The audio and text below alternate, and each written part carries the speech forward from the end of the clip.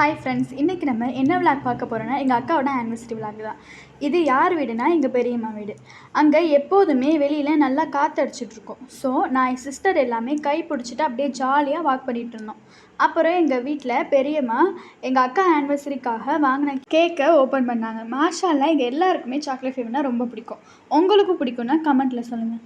கொஞ்ச நேரத்தில் நல்லாவே மழை பெய்ய ஆரம்பிச்சிருச்சு. கிளைமேட் நல்லா சில்லுன்னு ஆனோடனே எங்கள் பெரியம்மா ஒவ்வொரு ஸ்நாக்ஸாக எடுத்து தர ஆரம்பிச்சிட்டாங்க.